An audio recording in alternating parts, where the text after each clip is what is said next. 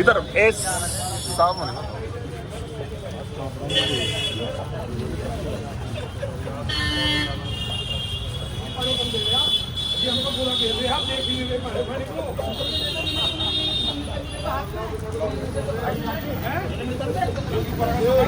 भाई बाकी टीम कर लगी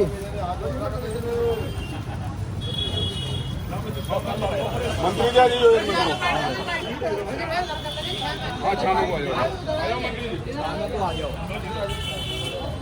जी छोड़ दिया मंत्री जी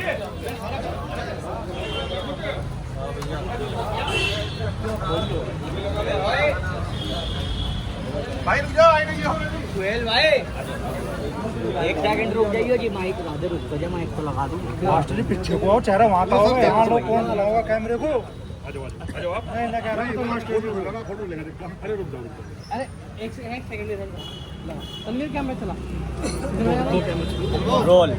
मंत्री जी आज साफ सफाई की गई है अंबेडकर जी की मूर्ति स्थल पर, मुख्यमंत्री जी के निर्देश भी मिले हैं, किस तरह के निर्देश हैं? देखिए सुहेल तरफ होगा भाई, आईडी ऊपर को करो, आई नहीं और उससे एक दिन पूर्व यहाँ जनपद मुजफ्फरनगर में शहर के अंदर बड़ी प्रतिमा है डॉक्टर भीमराव अम्बेडकर जी की, और शहर के बिल्कुल हार्ट के अंदर है और महत्ता भी इसकी बहुत है। आज क्योंकि 14 अप्रैल है तो आज हम सब लोगों ने पूरी टीम के साथ, राष्ट्रीय लोकदल पूरी टीम, हमारे सामाजिक संगठनों के साथ में आज जो प्रतिमा बाबा साहब की लगी है उसकी साफ सफाई और धुलाई करने का काम किया है, क्योंकि कल 14 अप्रैल है, उनकी जयंती का कार्यक्रम है और सभी लोग आएंगे, अनेकों सामाजिक संगठन आएंगे, अनेकों दूसरे दलों के लोग भी आते हैं, वो माल्यार्पण करते हैं। तो डॉक्टर अम्बेडकर का देश के लिए एक बड़ा योगदान है। देश को उन्होंने एक ऐसा संविधान दिया है जो सबकी बात है, जिसमें सबको बराबरी का अधिकार मिलता है। ये विशेष बात हमारे देश के संविधान की है। हर आदमी को, चाहे वो अमीर है चाहे गरीब हो, अपनी बात रखने का उसको संवैधानिक अधिकार हमारे देश का संविधान देता है।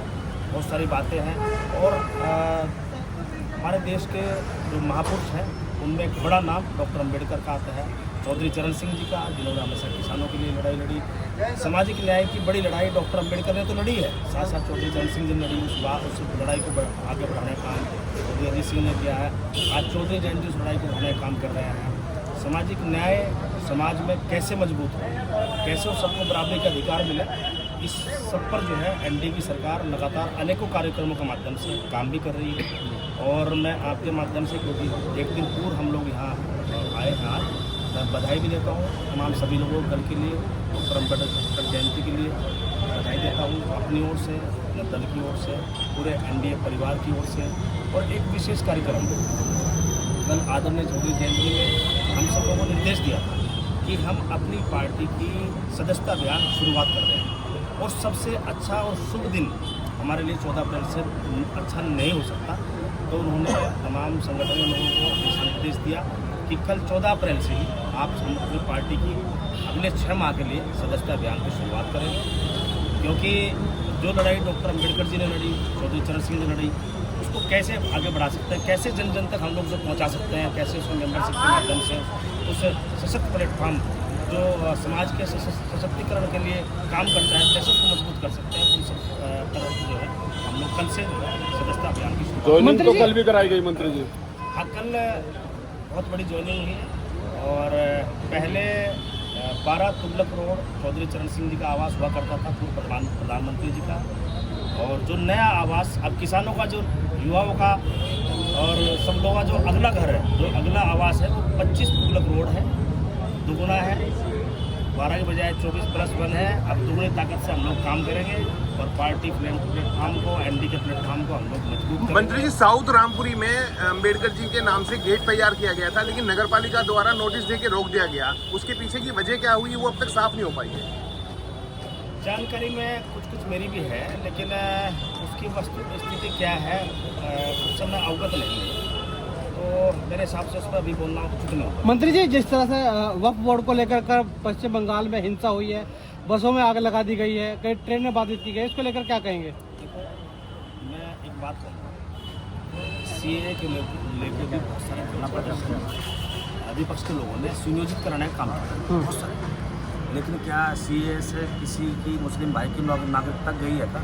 एक आदमी बता दे किसी मुस्लिम समाज के व्यक्ति की नागरिकता कितनी, तब यह मामला पैरेलल हो गया, कोई आज का नाम लेने को तैयार है। ऐसे ही वक्फ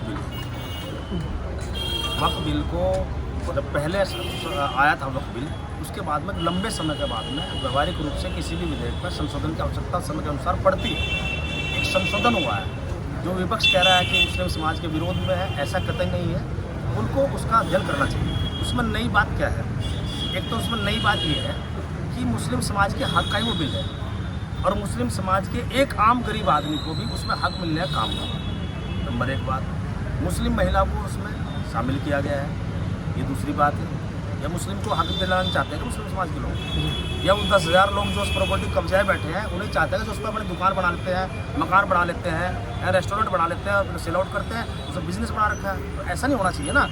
वक्त प्रॉपर्टी एक दान दी प्रॉपर्टी है, उस पर सामाजिक काम होने चाहिए, वेलफेयर के काम उस पर होने चाहिए ना। उस पर आप हॉस्पिटल बनाओ, समाज के लिए आप क्या उसमें अधिक से अधिक काम करते हो, वो काम हमारा। मंत्री जी, जो मुस्लिम समाज के लोग जुमे के दिन नमाज पढ़ने गए थे काली पट्टी बांधकर, उन पर नोटिस आए, उन पर क्या कहेंगे आप? रालोद का इस पर क्या स्टैंड है? मैं उस पक्ष में नहीं हूँ, किसी को नोटिस दिया जाए। देश का संविधान सबको अधिकार देता है, ठीक है, अपनी बात रखने का। मैंने ये बात आपको पहले की है।